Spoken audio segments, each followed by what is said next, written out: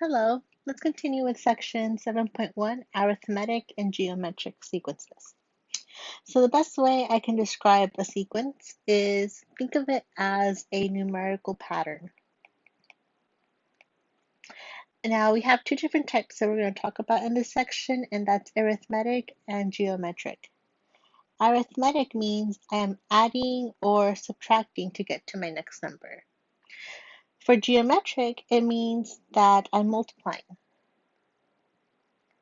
Now my options are I can multiply by a whole number or by a fraction, but regardless, I'm still multiplying to get to the next number. When we're dividing, it's usually easier to think of it as division. Okay, our objectives are 1, sequence notation, 2, arithmetic sequences, and 3, geometric sequences. Sequence notation. What is a sequence? A sequence is most often a list in which a pattern can be determined. Consider the following sequence.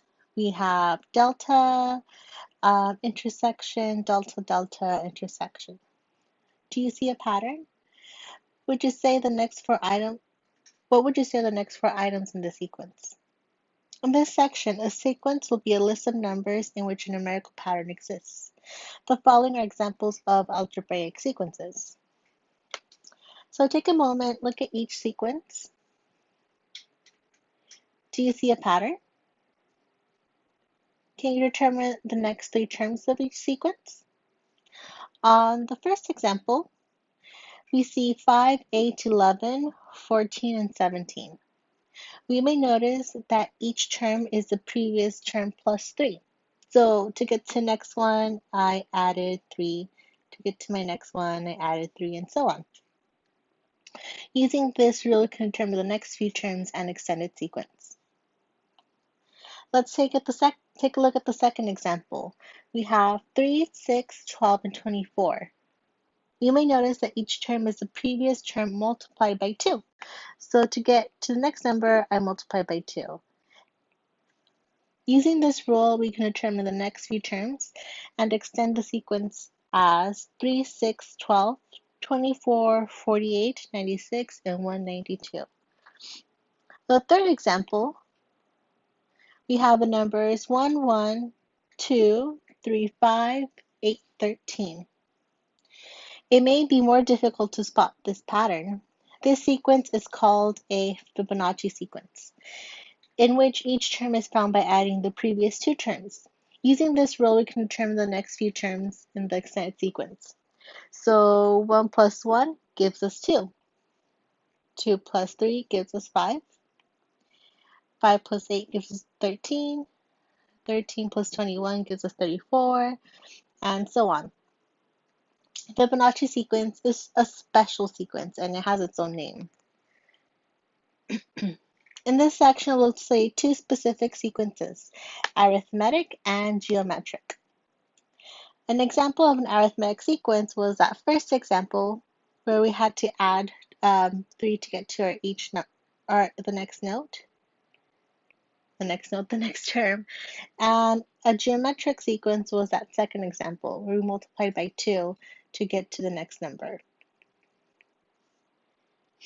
To begin our discussion of sequences, we must introduce a notation that is involved.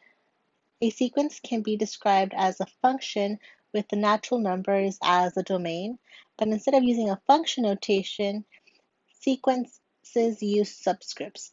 So subscripts are those small numbers you see next to a number. So if we have a list of numbers, sometimes we don't know what particular number that is, but we know where it falls. Also, when we create a formula, we want to be able to create a general formula. So we need to have some general way of typing it. So my first term is a sub 1, or we can say a1. So our first term is a1. My second term would be a2. And each number will have a subscript that will tell you what place it has in the sequence. like A3 would be the third term. Our very last term is A sub n. And we use an n because we're not saying what number it is. I mean, technically these numbers can go on forever, but if we want a certain stopping point, n is your stopping number, whatever it may be. And for future reference, the one before it, before the last one, is A sub n minus 1. But we usually use A1 and AN quite often. So keep those in mind as we work throughout this section. We can describe our sequences with the general term inputting any natural number into n. Natural number means a positive whole number, so like 1, 2, 3, 4, 5, and so on. Example 1. Determine the first 5 terms and the 12th term of each of the following sequences, described using the general term. So example 1a, we see that we have some rule. Our rule is a sub n equals 3n plus 2. That is our rule. So our rule is telling us that if I plug in some number for n, it's going to give me that term, that nth term. So if I plug in a 1, like we do in this first example, if I plug in a 1, it's going to give me a 1. Alright, if we plug in a 1 for n, we work it out and we get 5. So as I'm listing my numbers, I know that 5 is going to be my first one. Alright, it wants me to list the first 5. So for the second one, according to my rule, I'm going to plug in a 2. My answer is 8. For A3, I plug in a 3 for n. My answer is 11. And for the fourth one, I plug in a 4 for n. My answer is 14. And it wants the first 5. I plug in a 5 for n and I get 17. Now it also wants me to find the 12th term. To find the 12th term, we see according to my rule, I just need to plug in a 12 for n. My answer is 38, so that would be my 12th term. Alright, for B, my rule is a sub n equals 3 times 2 raised to the n minus 1. Again, we see that our n for our sequence position, whether first, second, or third, matches my n in my formula. So if I plug in a 1, it'll give me my first number. If I plug in a 2, it'll give me my second number, and so on. So we see that if for my first one, if I plug in an n for 1, it's going to give me my first one. And so I have 3 times 2 raised to the 1 minus 1. So we have to follow order of operations. So we have to work our exponents out first. Let's simplify our exponent. We get 2 raised to the 0 power, which is just 1. Now we can multiply 3 times 2. I'm sorry, 3 times 1, which gives us 3. All right, for my second term, I plug in a 2 for n. So that's that 2. 2 minus 1 is 1. So I have 2 raised to the first power, which is 2, and 3 times 2 gives us 6. All right, for my third term, I'm going to plug in a 3 for n. So I have 3 minus 1 for the exponent, and I'm left with 2 times 2. I'm sorry, 2 squared. 2 squared is 4, and 3 times 4 gives us 12. For my fourth term, I'm left to plug in a 4 for n. So I have 4 minus 1, which is 3. So I have 2 to the third power, which gives us 8. So 3 times 8 is 24. And you can see how we get an answer for 5, which gives us 48. So these are our first 5 terms. Now, according to our rule, I just plug in that number in for n to get the desired space. So if I plug in a 12 for n, 12 minus 1 is 11. We're left with 3 times 2 to the 11th power. That's a very different number to work with, right? So make sure you use your calculator. we get 2048 times 3, we get 6144. All right, we have another rule, part C. Part C tells us a sub n equals -1 raised to the nth power times n minus 1. So again, we see that it's going to give me the nth number, and according to what number we want, I just plug in an n for that space. So let's do the first one. If I plug in a 1 for n, I get -1 to the first power times 1 plus 1, which gives us -1 times 2, which is -2. For my second number, I plug in a 2 for my n, so I'm left with -1 squared, which is +1,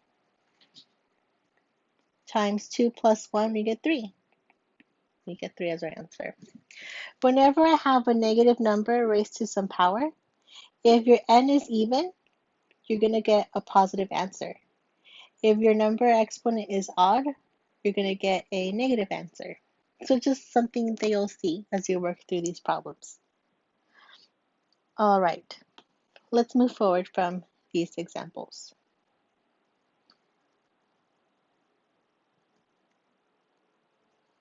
All right, let's continue with arithmetic sequences.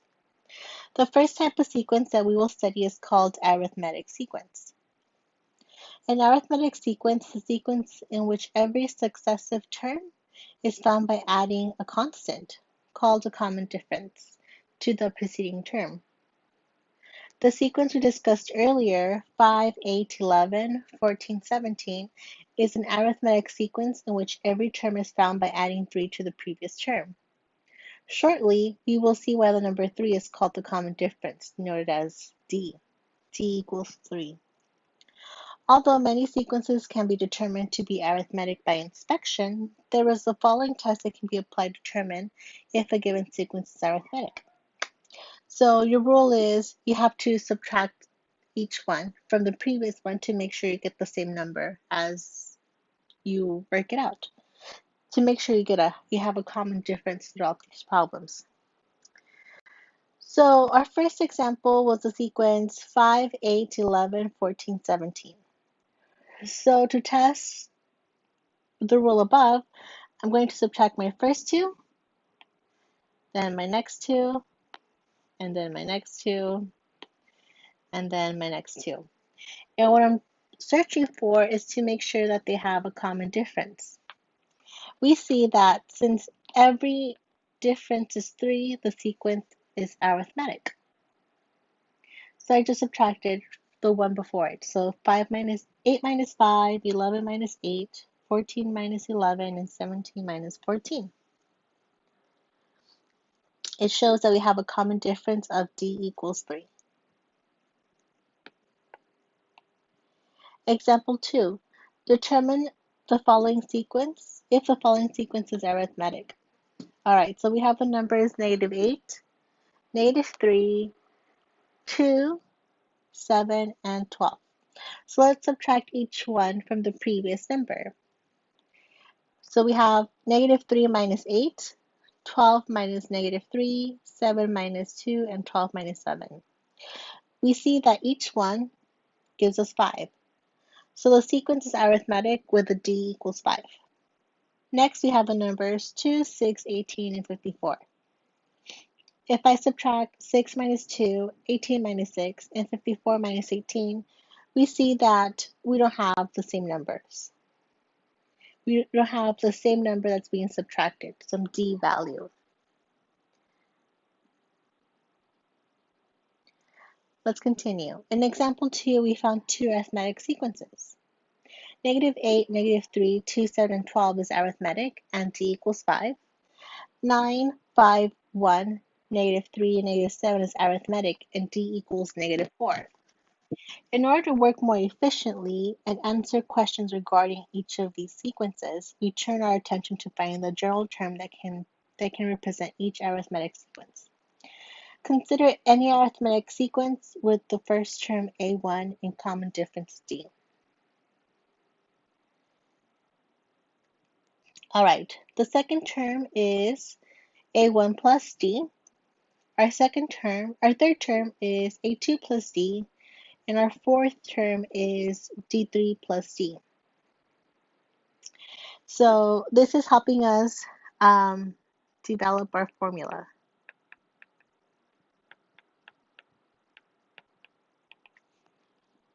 All right, and we see that we have a pattern. Recognizing the pattern as the nth term is a sequence is the term plus the first less than the n of the common difference. The general term of an arithmetic sequence will be given as a sub n equals a sub 1 plus the quantity n minus 1 times d. We use this formula to find the general term of any arithmetic sequence. So for any arithmetic sequence, you can use this rule. Why would we use this rule for any arithmetic sequence? Well, you can have different types of questions, such as what is your rule? Others may be find a certain number from this sequence given some pieces of information. Let's take a look at example 3. So let me emphasize this arithmetic rule. Example 3. Determine the general term of the sequence. All right, so we're given some numbers. And for our sequence, for our rule, we need to know our first number. We need to know D. We also need to know what number we're looking for and the actual number that that space holds. All right, so example 3 gives us numbers -8, -3, 2, 7, and 12. We have already determined that this sequence is arithmetic and D equals 5. Therefore, we can use the following formula. This is our formula. All right, so if our first number, A1, is -8, and our common difference is 5, we can use that to figure out our formula. So we get A sub n equals -8 plus n minus 1 times 5. Let's go ahead and distribute that 5. So we get 5n minus 5, and then we combine like terms. -8 minus 5, we get -13. So our rule is A sub n equals 5n minus 13. Determine the general term of the sequence. All right, so again, we're looking for the rule, and we need to make sure there is a common difference. We know our common difference is -4. Our first number is A1. Our A1 is 9. So let's plug those pieces into our formula. So we have our formula. Always write down your formula. And we have our first number is 9. Our common difference is -4. All right, we multiply our common difference into n minus 1. We combine like terms, and we're left with -4n plus 13. Example 5. Determine the general term of the arithmetic sequence with the fifth term equals 10. So that means A5 equals 10. It also tells us that n equals 5. And the 21st term is 58. So this tells us that n is 21 and A sub 21 is 58. This is different because we weren't given the first number, A1, and D. That's not what we have this time. We have two different parts of our formula. All right, so we have our formula that we'll be using. And since we do not yet know A1 and D, we use this formula by recognizing the following: n, the position of the number, and A sub n, the number in the nth position. So let's write two formulas. So the first formula we have, I lost my spacing, there we go. The first formula we have is that the fifth term is 10. So this lets us know that 10 equals A1 plus 5 minus 1 times D. Second, we know the 21st term is 58, which provides the formula 58 equals A1 plus 5 plus 21 minus 1 times D. All right, let's go ahead and distribute our D and combine like terms. So this gives us 10 equals A1 plus 5D. Well, 5 minus 1 is 4, so that'll just be 4D. And for the second, we have 58 equals A1, 21 minus 1 is 20, 20D. All right, notice that we have two equations. We have two linear equations, so we have a system of linear equations. Does this look familiar? It should. We just covered this. So let's go ahead and try to find our two unknowns. Our two unknowns being A1 and D.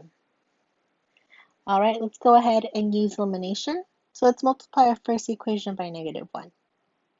So that we have 10 equals A1 plus 4. Let's change the signs. And if we do our A1 subtract, so we're left with 48 equals 16D, which tells us that D is 3. Great. Now let's find A1. Let's plug in D equals 3 into one of our equations. Let's choose 10 equals A1 plus 4D. D equals 3, so we have 4 times 3, which is 12. 10 equals A1 plus 12, so we have -2 equals A1. Therefore, to find our sequence, we now know that A1 is -2 and D equals 3. Now we can find our general formula. All right, let's use our arithmetic general formula now that we know A1 and D to get that A sub n equals 3 and -5. After finding the general term of an arithmetic sequence, there is essentially two types of questions that can be asked. Even if they are asked using different language. 1. Given a position, find the number that's in that specific position. 2. Given a number in the sequence, find its position. To answer the questions, we must remember the following. N is the position of a given number, and A sub n is the number in the nth position. Example 6. The arithmetic sequence -8 minus 3, -8, -3, 2, 7, and 12, which was found to have the general term A sub n equals 5n minus 13. A. Find the 96th term and the 107th term. All right, that's easy enough. I just plug in those numbers for n. And we get that the 96th number is 467 and the 147th number is 722. And we used that finding, we used the equation we found to be able to come up with those numbers. For this question, we were given the position n and asked to find the number in each position. B. What position is the number 602 in the sequence -8, -3, 2, 7, and 12? I want to find the number 162, but I don't know what space that is. What position is it? Well, we have our rule. Our rule is, because we found it, we provided it earlier, it was A sub n equals 5n minus 13. Well, I know the position, which is n, so that gives us 602 equals 5n minus 13, and we solve for n. So n is 123. So it's the 123rd position in the sequence. C. How many numbers are in the sequence? -8, -3, 2, 7, all the way to 102. Up to 102, we need to understand that the question here is the same as part B. It's trying to find what position is that sequence. So we get that it's the 123rd term. All right. So we covered arithmetic sequences first. Arithmetic sequences mean that I have to add and subtract to get my next number. Maybe not add and subtract, but what I mean is you first have to find out what your common rule is. Your rule is either I'm going to add the same number to get to the next number, or I will subtract the same number to get to my next number. Next is geometric, where we'll be multiplying. The second type of sequence that we will study is called a geometric sequence. A geometric sequence is a sequence in which every successive term is found by multiplying a constant, called the common ratio, to the preceding term. The sequence we discussed earlier, 3, 6, 12, and 24, is a geometric sequence in which every term is found by multiplying 2 to the previous term. Shortly, we will see why the number 2 is called the common ratio, denoted as R equals 2. There is a test that can be applied to determine if a given sequence is geometric. So before, for arithmetic, we subtracted. So to find if it's geometric, I'm going to divide. We're going to divide the number by the one before it. So your rule is A2 divided by A1, A3 divided by A2, and A4 divided by A3. Remember, that's just the spacing. So I have A1, A2, A3, A4. To know if it's geometric, I'm going to divide the number by the one before it. So A2 divided by A1, A3 divided by A2, and lastly A4 divided by A3. If each ratio is identical, the sequence is geometric. All right. Submitting the sequence 3, 6, 12, 24 to the test above, we see that they all have a common ratio of 2. This test also shows why the number R equals 2 is called the common ratio. So before we had D, the common difference, now we have R, the common ratio. 7. Determine if each of the following sequence is geometric. So first we have the numbers 1, 4, 9, 16, and 25. All right, if I divide 4 by 1, I get 4. And 9 divided by 4 does not give us 4, right? So it's not geometric. Now we have the list of numbers. For example B, we have 2, 6, 18, and 54. 6 divided by 2 gives us 3. 18 divided by 6 gives us 3. And 54 divided by 18 gives us 3. So the sequence is geometric and R equals 3. Next, I have the numbers 3, 2, 4 over 3, and 8 over 9. 2 divided by 3 is 2/3. 4 over 3 divided by 2, it's a bit of complex division. But remember, when we're dividing fractions, you multiply by the reciprocal of a second. And we also get 2 over 3. And lastly, we have 8 over 9 divided by 4 over 3, which also gives us 2/3. So the sequence is geometric, and we have a common ratio of 2 over 3. Now, in order to determine the general term of a geometric sequence, consider any geometric sequence with the first term A1 and common ratio R.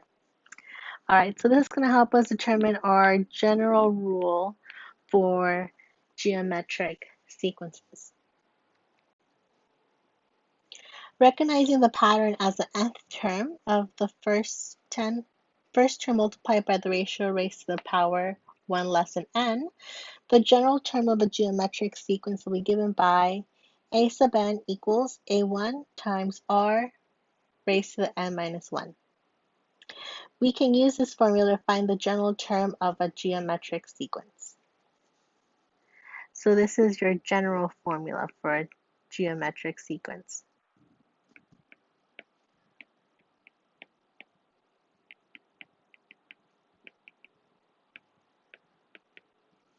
Example 8. Determine the general term of the sequence. We have 2, 6, 18, and 54. From our last example, we saw that r was 8. So now let's use our general formula. We have a sub n equals a1 times n r raised to the n minus 1. So if I know a1 is 2 and r equals 3, that's enough to provide a general formula, which is just this. A sub n equals 2 times 3 raised to the n minus 1. For example 9, determine the general term for the sequence 3, 2, 4 over 3, and 8 over 9. We worked this example out and we found the common ratio to be 2 over 3. So let's use our general rule. Our formula is a sub n equals a1 times r raised to the n minus 1. We know a1 and we know r, so we just need to we just need to substitute those values in. So a1 is 3 and r is 2 over 3. Using rules of exponents, we can rewrite this general term as, so we can also write it this way. But it doesn't matter which one you choose, either is fine. Example 10. Determine the general term for a geometric sequence with the third term being 48 and the sixth term being 3072. So this looks just like the problem we did before, where we have two different pieces. The first piece is telling us the third term is 48. So that's telling us that n is 3, na sub 3 is 48. And then we have the second term telling us, and the sixth term is 3072. So that lets us know that n is 6, and a sub 6 is 3072. Well, let's use our general formula to fill in what we know. We know n and the solution, so that we have these two pieces. The third term as 48 gives us 48 equals a1 times r raised to the 3 minus 1.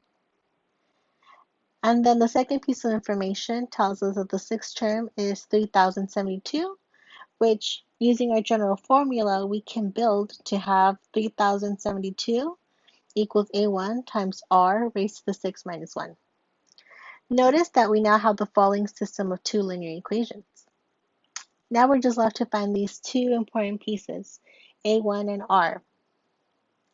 All right, well, let's go ahead and, well, you can use whichever method you like. Here we're using substitution, and it's probably best because we have exponents. All right, let's go ahead and solve the first equation for a1. So if I want to get a1 by itself, we have 48 equals a1 times r over 2. If I want a1 by itself, I just have to divide by r squared. So we have 48 over r squared equals a1, which is here. Let's plug that in for a1. All right, let's plug into our second equation. So a1 is now 48 divided by r2. All right,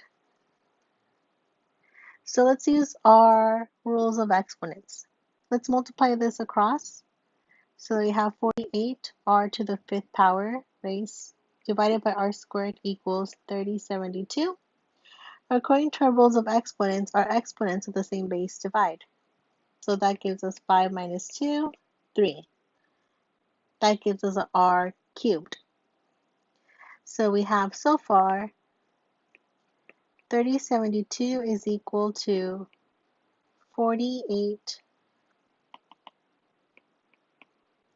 r cubed. All right, let's get the r variable by itself. So let's divide by 48, divide by 48. And we're left with 64 equals r cubed. We go ahead and take the cube root of both sides. and we're left with r equals 4. All right, let's plug that into our first piece. We know that a1 equals 48 divided by r squared. Let's replace r with 4. So we have 48 divided by r squared, which gives us 48 divided by 16. a1 equals 3. So a1 is 3 and r is 4. Now I can use my general formula to find my general rule for the sequence. So a1 is going to be 3 and r is going to be 4. So we're left with a sub n equals 3 times 4 raised to the n minus 1. Just as with arithmetic sequences, once the general term is found for a geometric sequence, there are essentially two types of questions that can be asked. Given the position, find the number in that specific position, or 2, given a number in the sequence, find its position. For either question, we must again remember the following. N equals the position of a given number, and a sub n is a number in the nth position. Example 11. Recall that the geometric sequence 2, 6, 1854, which was found to have a general term of, so we found this already. This is from a past example. We found that the general rule was a sub n equals 2 times 3 raised to the n minus 1. Find the nth number in the sequence. All right, so to find the nth number, we just plug in n equals 8.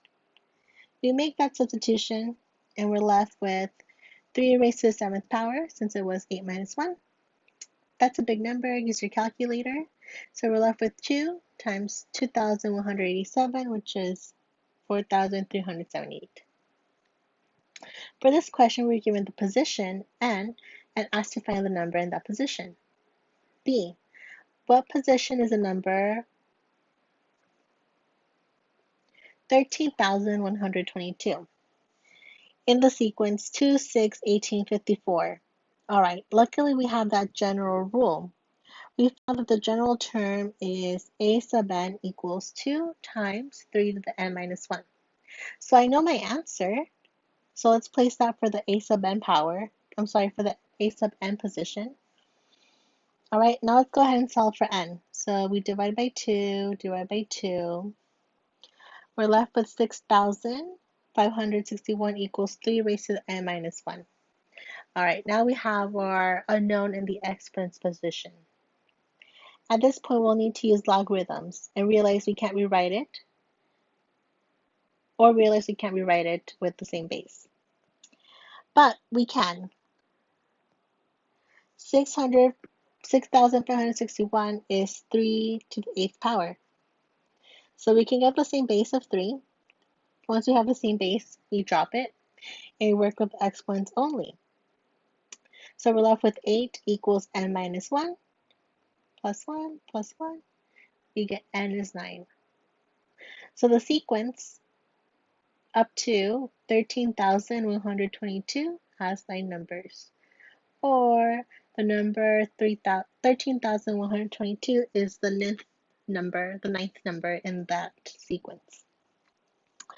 All right, this was an intense section, but we're almost done. It's the hardest part of our course, I guess you can say. We're at the end. Almost, we're close to the end. All right, if you have any questions, feel free to email me. Thank you.